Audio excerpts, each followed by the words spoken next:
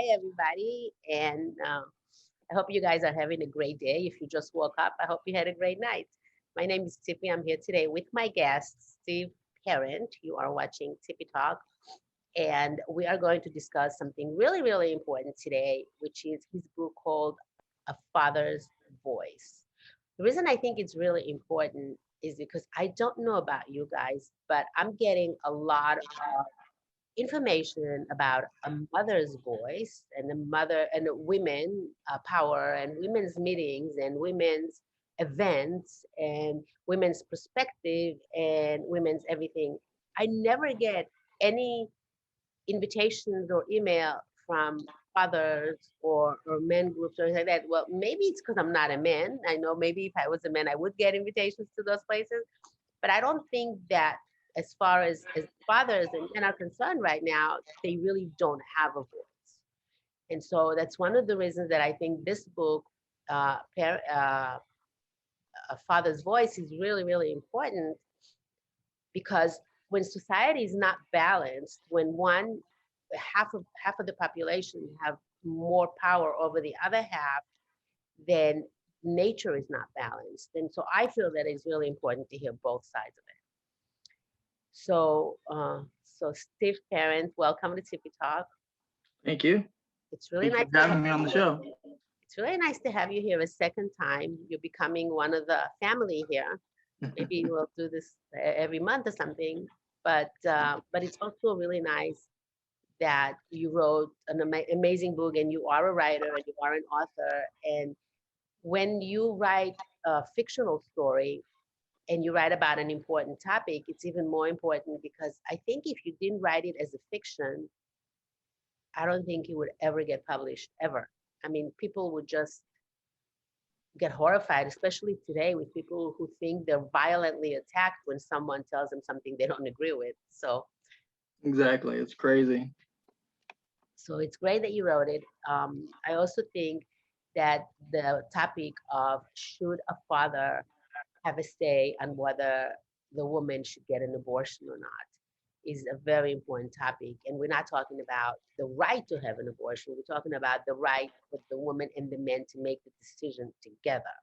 Right. There's nothing in the book that you're saying that a woman has a right or doesn't have a right or abortion is legal or good or bad. You're not covering that topic. That's another topic for another day. But we're talking about, does the father have a right? And if you think the father does not have a right, then can you make a baby by yourself without a father? You know, so if you can't make it yourself, then why can't you have a joint decision? That's basically the premise of what the essence of the story is, right? Yes.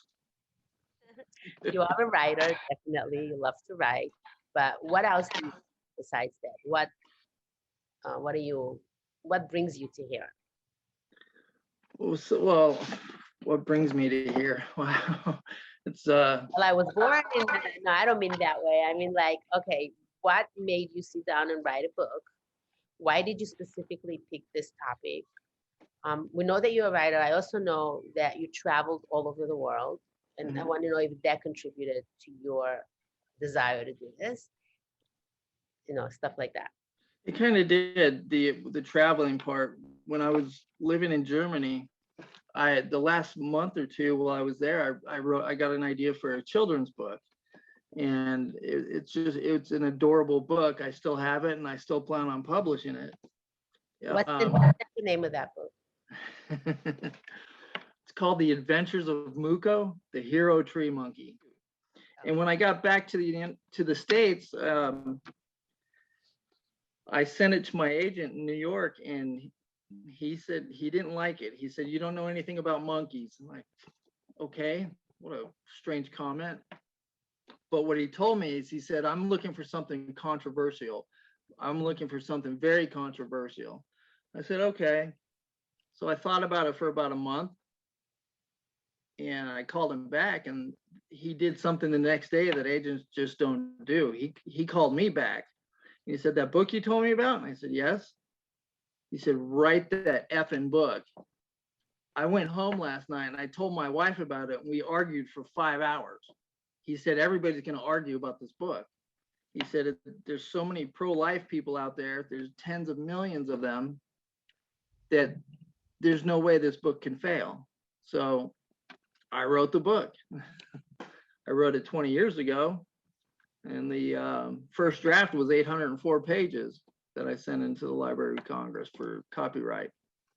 And yeah, it's been cut down a little bit since. So the copy you have is 394 pages. So the question is, first of all, do you know anything about monkeys? No. Okay. So he was right. And I'm not gonna lie. and the other question is, you have even the book about monkeys, it's also a message. It's not just a book about a monkey, it's a message to kids that maybe monkeys shouldn't be in zoos or in prison, as you put it. And you know, it is very depressing for me to go to the zoo and the animals don't seem happy. I've never seen happy animals in a zoo. I actually went to the zoo last week in Santa Barbara, which you can appreciate.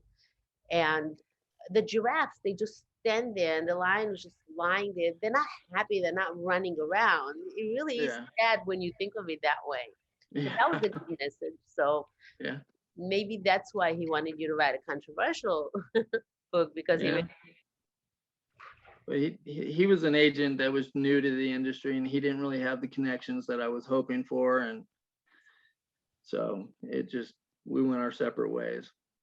And now an agent won't even touch my book. I can't get representation to save my life. So I've sent out query letters for years and years, and I almost gave up writing completely. I did actually. I stopped writing entirely because I was so frustrated. I've sent over 7,000 query letters just to try to get an agent, and I would send the whole group of agents my query letter. Nobody even replied. You know, it's you have that. no idea. You have no idea how many authors, people that have written really great books, say the same thing. Yeah. And the way that publishers work right now is they won't even talk to you before you sell at least 100,000 copies. They, like any publisher of any genre, like Hay House, for example, which publish books that are self-help books. They won't even look at a book unless before somebody sells and they have a following. Like one lady that I work with, she wrote books about how she talks to angels, and she basically created her own culture about talking to angels. And then she had people come to her house, and all of a sudden all these people want to hear what she has to say, and she sold like 150,000 books. That's when they finally responded to her and they say, yeah, yeah, now we'll publish the book. Now they support her. So I think Wow. besides the fact that you really need an agent today, the publishers, because they have so much people submitting things, they have Mhm. piles and piles and piles, they won't even look at it if you don't have a following. Yeah. So I used to work for Davies Publication. I worked for Times Magazine. I worked for a lot of different kind of publishers. And we're talking about the 90s. They were still very picky, but they were looking at it. They were going through it, even if it was a brand new book. But these days, they just pile it up and don't look at it at all. Sure. And if they want a book, they do what this guy did to you. They ask someone to write it. A proven author that has already sold a certain amount. Right. So if you're having a hard time, you're definitely not alone. And that's really why the self-publishing industry is doing so well. Yeah. And But it's it is frustrating because I sent over 7,500 query letters over a 5-year period, and it gets frustrating. It's like you're doing all this wonderful work and you think your book's good at the time. You're hoping it's good. that's not the fact that they're not responding to you has nothing to do with whether your book is good or not. Right. It has nothing to do with it. Your book happens to be a really good book, and it's really well written, and it has more than one message. So Uh, the few messages that I can pick up, and tell me if I missed something, is first of all, what we discussed is if a guy has the right. Second of all, what is love? And how well do you know your spouse before you marry them? And what are you really falling in love with? Because in your book, your characters got married, and after they get married, he realizes that she's really not who he thought she was. I don't know if he realizes that, but but she definitely turns out to be not who he thought she was. Right. It's about a father raising a child alone. Is that good? Is that healthy for the child? Is it even possible? It's about the integrity of journalism. Yeah. How much integrity do journalists really have? How much of the story do they make up? How much of the story, and how much invasion is it okay to invade a person's life for the name of a story? Sure. Is it okay to destroy a person's life because you get a good story and because people think you get good ratings? It's also it also brings up the subject of the friendship. What is considered a friend? Should you stand by your friend even if your friend may be wrong? And one more thing that I think a lot of people have become aware of lately that they haven't is that split personality, which they call now. Uh, they have another fancy name for it. I don't remember. Do you know what it is? Like when someone develops a lot of different personalities. Yeah, and it's DIDS, dissociative identity disorder. There you go. A Dissociative lot of identity. people call it schizophrenia, but it's not schizophrenia. It's DIDS, dissociative identity disorder. It's completely different than schizophrenia. A schizophrenic does not necessarily have altered personalities. Right, but that's the stereotypical incorrect answers for that. So I think schizophrenia was really the catch-all phrase to anyone that wasn't acting properly. So they just, oh yeah, he's exactly, he's schizophrenic, crazy. Schizophrenia. Yeah. right? So the story itself has a lot of elements. It has a lot of suspense. It is a really good book. So the fact that a publisher isn't picking it up, it's really their loss. But they can't pick it up if they don't read it and they don't even know what it's about, because they Right. really don't. How can they know what it's about by the name of the title? That doesn't really tell them that much about it. And they don't even bother reading the letter, so it's not a statement. But I want to go back to the book and please make sure I don't give away things because I want people to be able to read it without knowing the end and Okay. without knowing certain things that people do, because it does give it away. And then it's still going to be fun to read, but it won't be the same. So Right. the first So thing don't give that, anything away. right, don't give anything. The first thing that, but if I do by mistake, let me know. So the Okay, first I'll thing slap you. that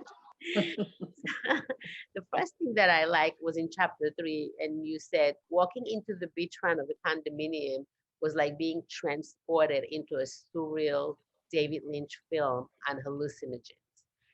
And that kind of description, and you do that a lot, that kind of description where you can actually, instead of really saying what it's like walking into a beachfront condominium, it's if you see this and you see the water and you see the sand, you don't do that. You just take that few words of being transported, and the thing is, not everybody knows what a David Lynch film is, but Yeah, everybody knows what hallucinogens are. sure. So in a way, it's uh it's really a fantastic way to describe something. But one of the things that people don't realize when they write is they use a lot of lingo that most people don't know what you're saying. They don't, the average person, let's say, Sure. not most people, but the average person may not know what David Lynch is. It also depends on how old they are. And so it might throw it off, but it's a beautiful way to describe a situation without describing a situation at all. Sure. Yeah. And you have a huge challenge of doing that. And Thank you. I try to capture as many of them as I could, but it's hard when you sometimes when you read a book and you're really into the story, you forget about the words. You just kind of get into the story. Does that happen to you? Yeah, it does quite often actually. Yeah. And so that's a fantastic way. Another fantastic thing that I think you did was when you introduce a character, you introduce them. Most of the time people introduce them as like, I introduced you, who are you, where you coming from, how did you get here, which we really didn't complete because we started talking about your book. But you introduce this character, a lawyer, from the way, but not describing him or anything about him. You describe the way his apartment looks, And that tells you so much about him that you really don't have to say anything else about him. Right. I've never seen that before, but I thought that was really fantastic. Where did you get the idea that to do that? When I moved back from Germany, I stayed at my friend's house on the beach in Marina del Rey, and he was the lawyer that I wrote about. Oh, His house, his apartment was exactly like I described it in the book. He had stolen vanity license plates that he stole on his walls from cars. He had a 6 foot tall wooden Indian chief that he put in his 1964 GOAT or GTO convertible and put a seatbelt on it and drove it home. He put that in his apartment. He and he had had and his house was messy and dirty, and I love the way you finished that. So let me read that. The way you finished it, the one thing which just did not belong, surprisingly enough, it was a law degree from the state of California. So not only are you describing the whole thing, and I'm not going to read the description because it's fantastic, and it does describe a lot what you just said, but you also tell us that he's a lawyer and that he's messy and that he's not honest and that he's um, kind of a little sleazy in a way, but he has a law degree. and that's exactly why he is my next book. I'm Right, turning him into a book. which would be fantastic because he does have some shady sides that I want to know about, and I think it would be very interesting to hear what He has some serious shady sides that got else. him in a lot of trouble in real life. So he's going to be my next book. Right. So there is so that's another thing that it takes a lot of thinking about it and understanding what you're going to write and not just sit down and write to be able to come up with things like that. Sure. So is do you work now also anywhere else or basically No, I just write. That's all I do. So I'm kind of semi-retired, and I'm just doing what I can to make my book get out there and become a success. So I'm spending probably 20 hours a day on places like Gab and Twitter and LinkedIn, Facebook, everything I could do. I'm posting my book out as many times a day as I can, and I'm tired. Like I say, I do 18 to 20 hours a day just sitting at the computer sending out book posts in hopes that people will start picking it up and just running with it. So because that's what I need. I need help, as much help as I can get. yeah, so absolutely we'll try to do different things and see what happens. Sounds good. So it's nice though that you have the 20 hours a day to do it. That's definitely a plus that you have the time you're able to do that. I think a lot of people would love to do exactly that. And being on social media is addictive also. It's hard Yeah. to get off when once you get on. Like last night, I fell asleep way earlier than I normally sleep, and I woke up at 3:30 in the morning, and I said, let me just go for 1 second to Twitter and see what's going on. That 1 second was 3 hours. And all of a sudden I'm looking and it's 6 o'clock in the morning. Like I'm not gonna function if I don't get any sleep at all. So Yeah. it's very addictive and it goes very fast. You don't even realize that it's oh my God, it's been 10 hours and I'm not realizing it at all. Yeah. So the characters description and the characters itself are not just very shallow people. They're very deep. They're very hard thinking, and some of them are very successful characters. Another thing I really like, and I don't know if you did that on purpose, but you described one of this.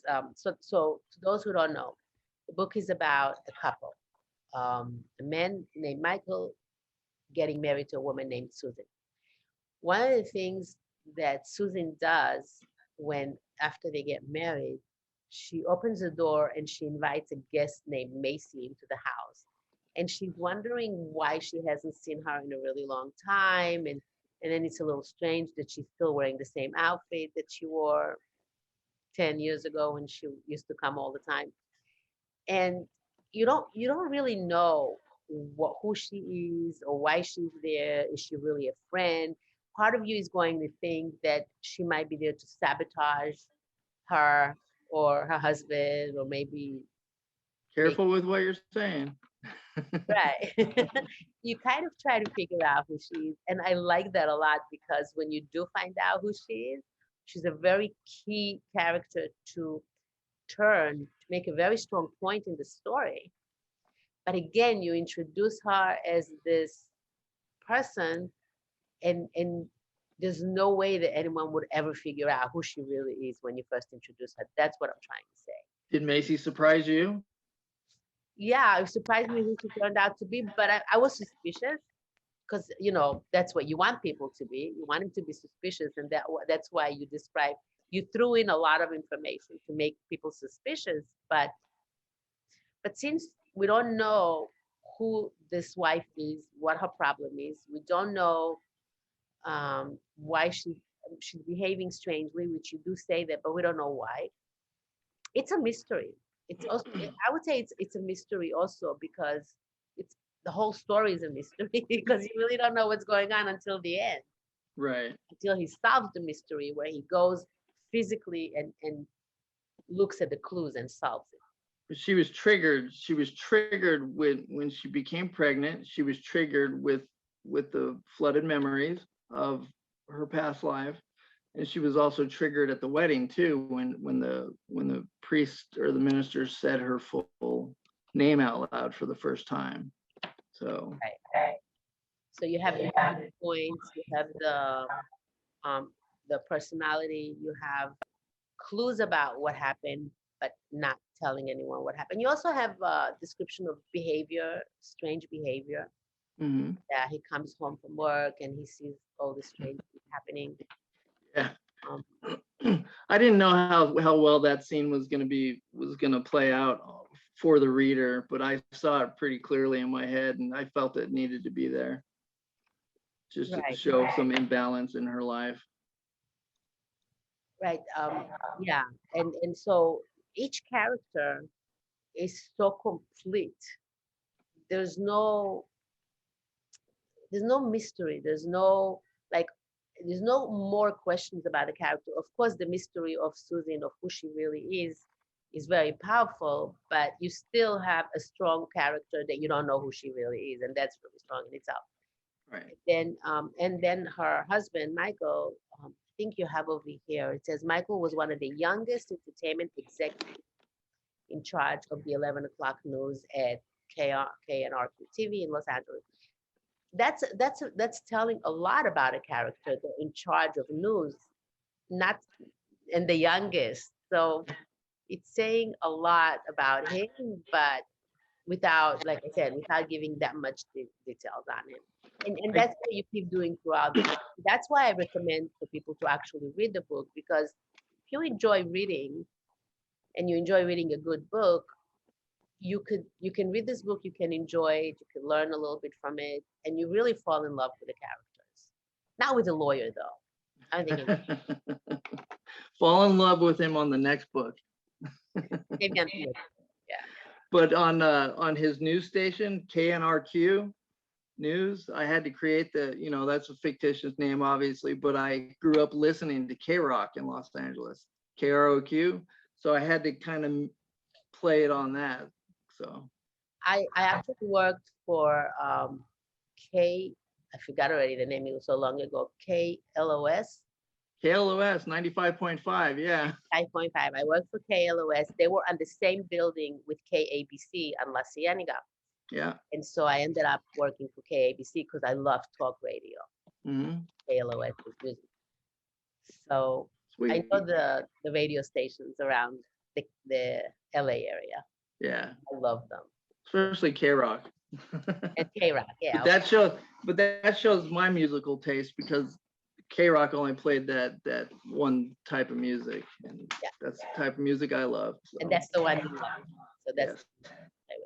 so uh, anything else that you want to say about the book that we missed? Oh, I could talk about it all day, and I could bring up every page, but You don't want to do that.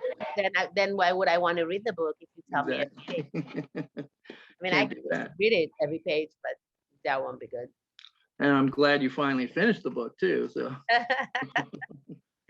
It was fun. It was fun reading it. It's just that I'm reading 4 books at the same time too. Wow, that makes reading tough. Yeah, I love reading. So it's like for me, the time that I read is my vacation time. It's not, I That's don't good. really consider it work. Right. And I love to write also, and I always have to squeeze that in somewhere. But and like yesterday, I didn't write at all, and I kind of felt like there was something wrong in my life because I didn't do Wow, that's pretty determined there. it. But doesn't mean I write great things every day. Sometimes I write stupid things, We but all do. The first thing I ever wrote, I thought it was the best thing since sliced bread, and all my friends and family said, "Oh, we love it. You did a great job." It was the worst piece of crap I've ever written in my life. It was terrible. It was beyond terrible. It was so bad. But I need to hear that. I want, if I send it out to friends and family, I expect them to tell me the truth, even if it hurts, because that's going to make me a better writer. I'm not going to get better if they're going to stroke my ego and say, "Oh, it was the best thing. We love it. We love you. You're just awesome." Bullshit. That's terrible. Be well, real. that's what you get for sending it to friends and family. If you want to get feedback, it's not who you send it to. True. The first person to read this book, who outside of my friends and family, was after it was published. I sent it to Gen Z Conservative magazine, and he got it like 4 o'clock in the afternoon. He read it that night, and he said he couldn't sleep. He was so bothered by the issues with the dad. I'm not going to give that away, but he thought it was one of the, and that's all he does is he does reviews for the magazine. He said it was the best book he's ever read. So So yeah, it's a really good book, and it really has you thinking. No matter what side um, of the, no matter what you think and your personal views are, it's a great book, and the characters are very likable to everyone. So it's good that you didn't make it very conservative or very liberal. It's just very middle of the it's road. right down the center. Yeah, I think it is. And his review, because I didn't know the guy, I've never met him, never really talked to him. We talked via email, and because he doesn't know me, his review blew me away, and I finally thought that, wow, maybe this book really is good. So it was incredible the things he said, and you can still see that review on Gen Z Conservative. I'll send you a link later. Yeah, absolutely. It's a Absolutely. great review. I'll And Clint Eastwood read it too, and he left an outstanding review too, and that's on Barnes and Noble. And so Barnes and Noble is one place you can get it. I know you can get it on Amazon, you can get it on Kindle, you can get it. You said even somebody got it in Walmart. Yep. And basically, you said the book is everywhere. Everywhere they sell books. Yeah, iTunes, everywhere online. Yeah. Great. So I suggest you guys go out and get the book and tell us what you think about it. And maybe we'll start thinking about making a movie out of the book. Do you think it Yeah. would be a good movie? I had to read it several times during editing with the publishing company. They sent it back, and I read it cover to cover, and every time I did, you see a movie there. You see the whole movie. I mean, it just comes clear, and it if excuse me, if somebody picks this up to become a movie, it's going to be a good movie, and I know you could see it too once you read the book. What do you think? Um, I, I I don't do screenplays. I don't know how to write screenplays, and I have a really hard time visualizing a movie because I've always loved books more than movies. Anytime Sure. I've seen a book and then I've seen a movie, was book was always so much better. Yeah. So for me But personally, but I can definitely see the story is unfolding that you can do mhm. so much with the visual. You have so Oh many yeah. things that you can like play out so well with somebody Yeah. that knows what they're doing so well. It, Yeah. yeah. It would make a wonderful movie. It really would. But it's got to get in the right hands to do that. So, and that's always the toughest thing. Yeah, sometimes it is, but you just never know. That's the bottom line. You never know what your destiny is going to be. You don't know what you're going to be alive tomorrow. You True. don't know anything about tomorrow. So, Steve, thank you so much for joining us today. It's been so much fun seeing you again. Sure. It's Um, been great seeing you and talking to you.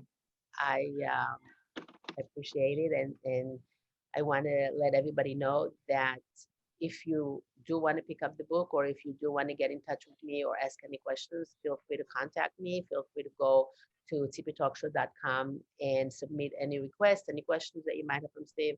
Or if you are going to get a copy of the book and you're going to start reading it and you want to discuss it, definitely here to discuss it and to really maybe throw around the idea of how far rights should a father have in deciding whether you should get an abortion, and how, what you see is really what is love, and why people today, what that means. There's just so many things that we can discuss together. So I really encourage you to contact me or Steve. So if they want to contact you, how do they contact you? They could reach me at my website, A Father's Voice, thebook.com. You can, you could, and also my email address, which would be a father's voice book at gmail.com. So it's a father's voice book at gmail.com with an S, father's voice book. Correct, at gmail.com. And the website is a father's voice, thebook.com. Yeah. Okay, everybody, I will post the link to all that stuff that we need at the bottom here. And I wish you a wonderful day. And before I go here, let me just show you, this is my book on Amazon. It's called Wake Up and Plan for Roses. It is about planning your life consciously, because we actually plan our life unconsciously if we don't have an active plan. So might as well make it active, might as well make it the way you like it. So if you want the book, it's Wake Up and Plan for Roses on Amazon.